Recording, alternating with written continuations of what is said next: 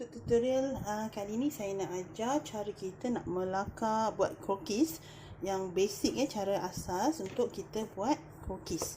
Okey, iaitu figura badan figura badan tu. Pertama sekali kita buatkan satu garisan. Okey, kita boleh pakai pen ataupun pensel. Okey, buatkan satu garisan di tengah Di tengah pun boleh, di tepi pun boleh. Okey, buat satu garisan panjang macam ni. Kemudian kita buat daripada sini, kita buatkan, bahagikan kepada 9 ruang. 9 ruang macam ni.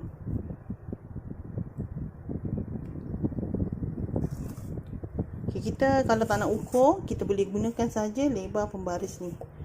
Bahagikan kepada 9 ruangan.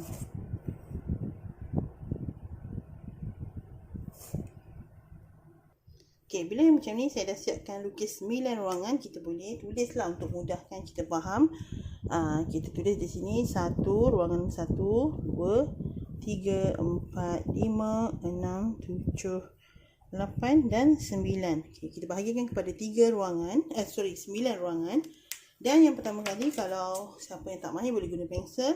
Okey, tapi sebab saya nak tunjukkan contoh supaya mudah nampak, saya akan gunakan pen warna lain Saya akan gunakan pen warna merah. Okay.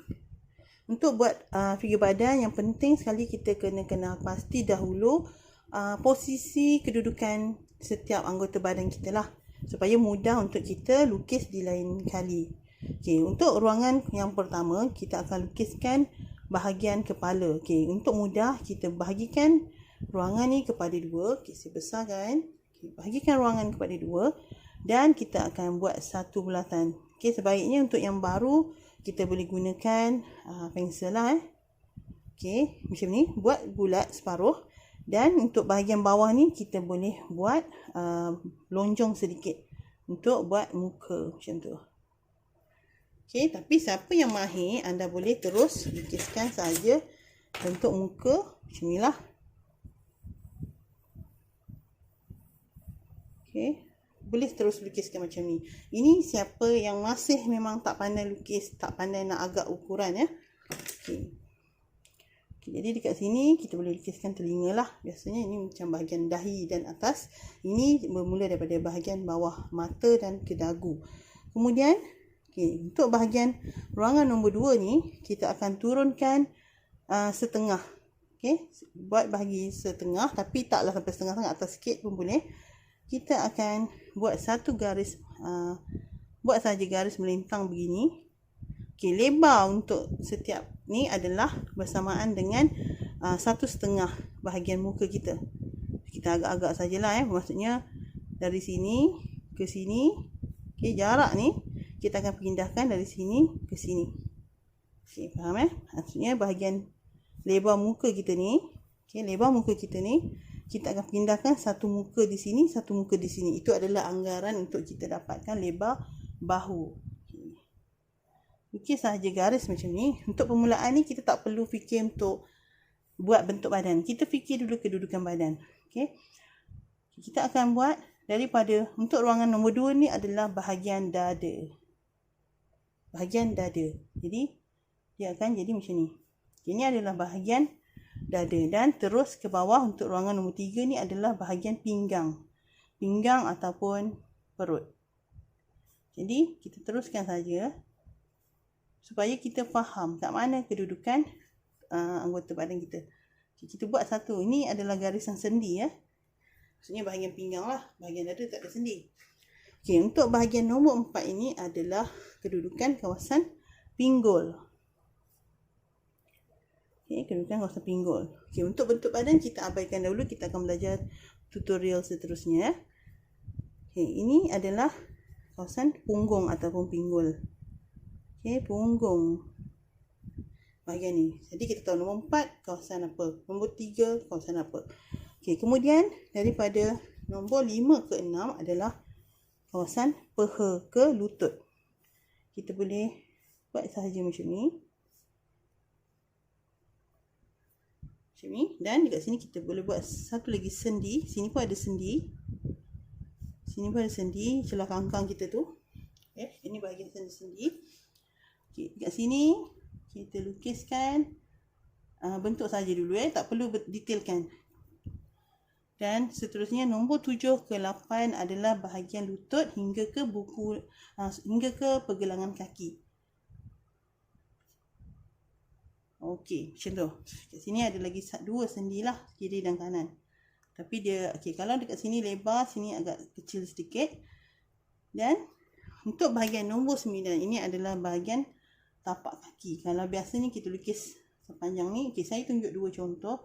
Untuk model yang pakai kasut tumit tinggi, dia akan lebih jauh ke bawah. Macam tu. Panjang. Tapi kalau dia pakai slipper, dia tak panjang macam ni. Dia hanya macam ni saja. Pendek saja. Ini perbezaan untuk panjang bahagian tapak kaki. Jadi dekat sini kita dah dapat bahagian peha. Ni lutut. Dan ini betis. Okey, di sini. Jadi baru kita boleh buatkan kaki ni. Pertama kali nak belajar melukis, kita kena pasti dahulu kedudukan sendi-sendi yang ada ni. Dah siap bahagian kaki, badan dan kaki. Kita masuk ke bahagian tangan. Bahagian tangan, dekat sini bahagian leher lah. Kita buatkan leher. Dan ini jangan tegak lah, dia atas sedikit dan kita serongkan. Begitu.